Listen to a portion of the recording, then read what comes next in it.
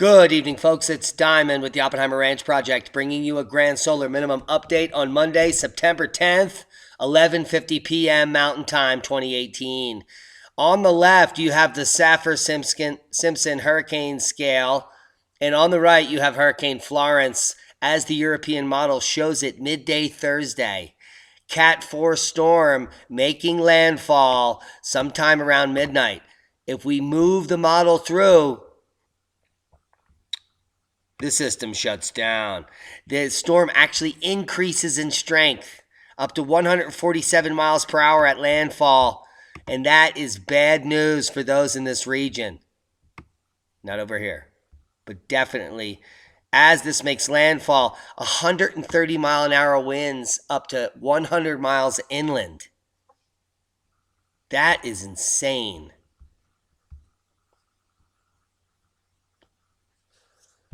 Now, if we come over to the GFS model,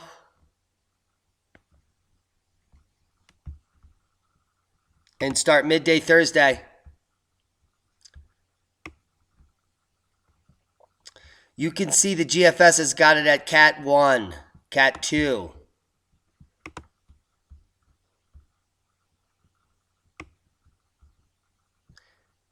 Strengthening as it makes landfall Friday morning.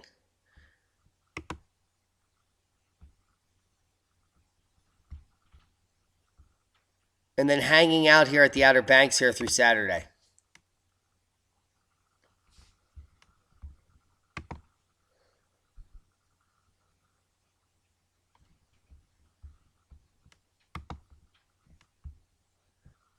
Now we're going to go with the European model here, and this type of rainfall here through Saturday could be catastrophic. So any way that this unfolds, it's catastrophic for the Outer Banks in any scenario, European or GFS, and the entire region of the Mid-Atlantic is just going to be inundated, and it is not looking good. Very little time to prepare. More than 1.5 million people evacuated from coastal areas as Hurricane Florence takes aim at the Carolinas. Flash floods in Little Falls and Wayne, New Jersey swept away cars and swamped stores on August 11th. But what will happen on September 13th and 14th? We will know as the days unfold. State and local officials in North Carolina, South Carolina, and Virginia have ordered 1.5 million people to evacuate. How many people will heed this warning? I hope at least 2/3. Still going to put 500,000 people in harm's way. Stupid is as stupid does. They're trying to evacuate a lengthy stretch of coastline ahead of Hurricane Florence, which is definitely going to be catastrophic when it makes landfall in any scenario. Expected Thursday, late in the evening, so you'll have all day to watch it progress, and you should be out of harm's way by that point. Hurricane Florence looks wild from the International Space Station. You'll get links to that. Massive storm about to destroy massive amounts of lives.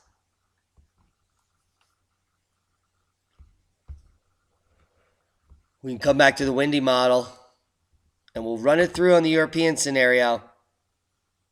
Thursday midday, quickly moving inland, southern tip of North Carolina.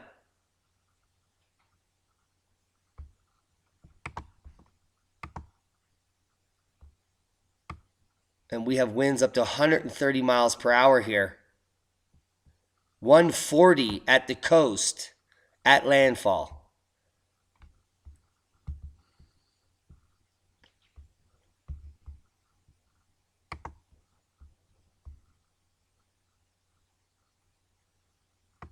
Move the model through, and you can see the winds are 110 miles an hour, 100 miles in here. So be prepared for the scenario that I'm showing you. That's going to be Cat 3, devastating 100 miles inland in North Carolina. So if you're in those regions, get out of Dodge.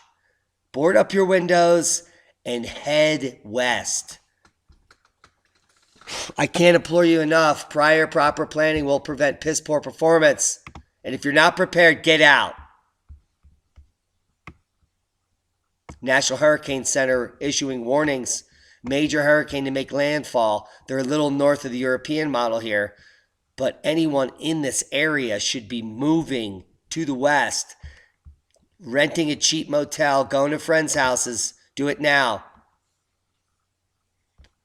Hurricane Olivia, not so big a threat. Probably going to be a tropical storm as it goes just north of the Big Island as we predicted yesterday.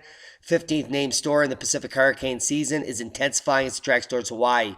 Should lose intensity as it makes landfall September 10th and 11th. So tomorrow we should have some more information. Pales in comparison to what Florence is going to lay down on the East Coast there. Snow levels lowering later this week. Pacific Northwest, heads up, Montana. Summer snows are coming hard, and they're coming hard to Canada. Pray the weatherman is wrong about the snow, but I doubt it. Environment Canada has issued special weather statements for Northeast British Columbia, saying early season snowfall in the summer could bring up to 10 centimeters of snow on Tuesday. And that's not all. The full of Canada, as we showed you earlier in the week, using the GFS models, is going to be buried. Winter is coming. Snow could hit Edmonton on Wednesday. The trees have barely gone yellow because it's summer, but they might see a dusting of the white stuff this week, says Environment Canada. A special weather statement issued Monday morning noting, according to their website, that a cool air mass is expected to move from the Northwest Territories on Tuesday and Wednesday, bringing precipitation, i.e. snow, in summer to major parts of Canada. The higher areas of west central Alberta, between Grand Prairie and Jasper in particular, will bear the brunt. Expected to see somewhere between 5 and 10 centimeters of heavy wet snow. Some areas could get more than that. We predicted up to 30 centimeters. We'll watch it unfold. Al, snow in September expected across west central Alberta this week. Ad blocker detected. Of course, we would not be able to put these programs on without one. We're sorry to say it, but it looks like Al Gore was totally wrong. And parts of central Alberta, including Edmonton, will be blanketed in the white stuff midweek. Environment Canada has issued a special weather statement saying a cool air mass is totally fluxing the region and Al Gore is full of shite. And that is today's first boom. God, I love it when a plan comes together.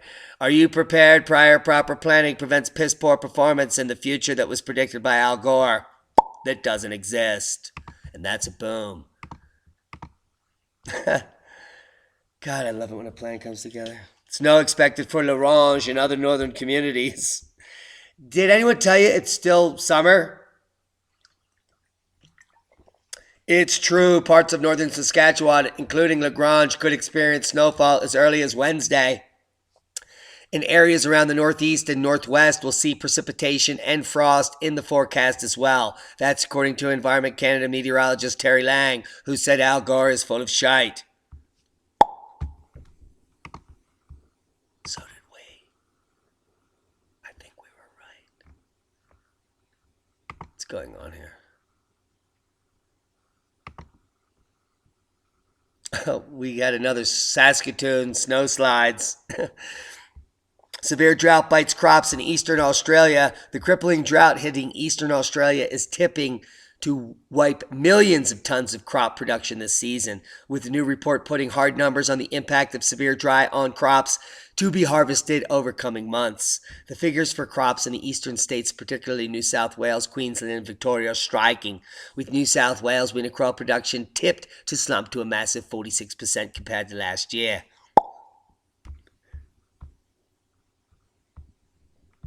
That's a lot. Flooding in Beirut, Lebanon, labeled worst in a generation. Look at this hot chick on a thing that's totally flooded. Unprecedented rainfall in Beirut, Lebanon, and surrounding districts has resulted in the worst flooding in a generation, according to local MP Sami Fat. He's He's fat squared.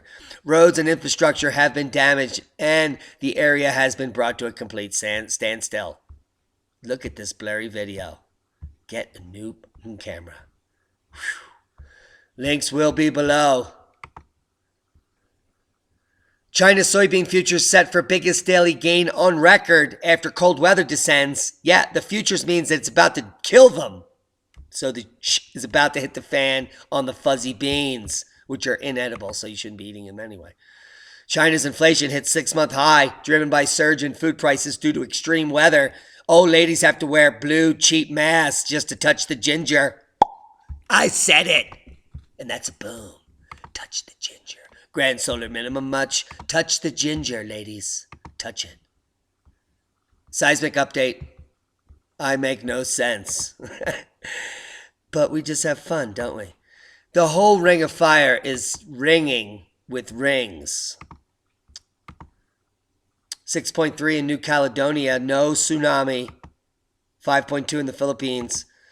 5.1 in Indonesia. That's the Rinjani quake that we were talking about yesterday. No other quakes of note. Small tremor here, 5.1 in Chile. We're waiting for a big boom coming soon. Worldwide volcano news update. Reventador, possible volcanic ash emissions. Karaminsk in the Kamchatka, as well as Sakurajima erupting and Ibiko erupting. Come check it out. Links below. Snow Dragon, China launches first domestically built Arctic icebreaker. The Shuilong 2. Yeah, I wonder how long the Shuilong 1 was. Probably pretty long. Well, we'll get to that.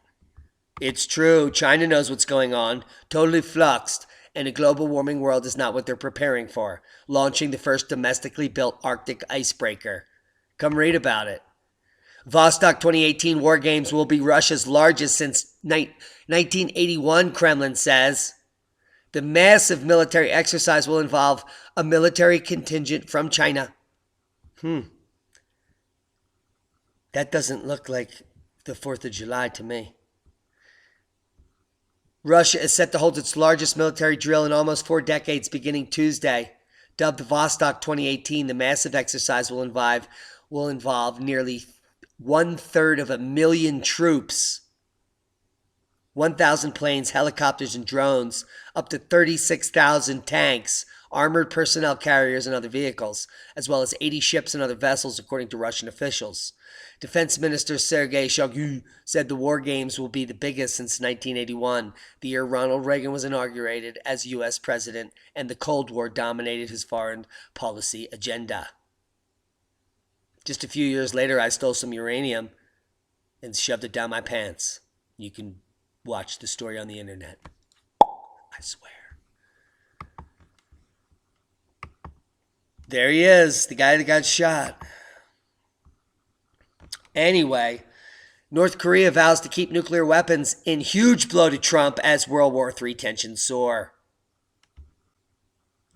Did you know that in 1895, World War III was already planned? God, if you didn't, you just got here. Lot to learn. 3 new species of fish discovered in the extreme depths of the Pacific Ocean. This is how little we know about our own planet. We uncover 14 new species simply by putting a submarine into the ocean. That's insane. Now, these fish are so amazing. They're gelatinous. They live at such high pressures and such low temperatures. They're not even any hard parts except maybe some of their ear bones. So they can detect vibrations. But they're basically big, fat cows down here eating whatever dead animals are laying about. These snailfish are awesome, but you can't bring them up from these pressures. They totally liquefy, and it's insane. These are actual aliens on our planet. Yes. That is knowledge. Guys, proper prior planning or prior proper planning, however you say it, prevents piss poor performance no matter how you hit your forehead. And that's a boom. Good place to start is My Patriot Supply, where you can help our channel by helping your preparedness. They have some of the best prices on emergency survival food, heirloom seeds, water filtration, air purification, survival essentials, and more. Check out the deal of the day. It's always badass. And every day, it's a fun thing to come check and see if you need it. You only got 24 hours to buy it. And the reason I don't share it is because it's usually about to expire as I'm making the video. Look, only 54 minutes left. And you can get 63 servings of orange energy drink for $12. I wouldn't buy that crap, but maybe you like Tang. And you're picking up what we're putting down. And you want to put down some Tang. And that would be a boom. Heads up to your Tang. Grand Solar Minimum much? We do it every day. And we hope we're informing you on how to survive and thrive in the future. Find like-minded people, start learning how to grow your own food, and stockpile dry goods, because at any moment could hit the fan. We love each and every one of you. Buy a shirt because you look badass.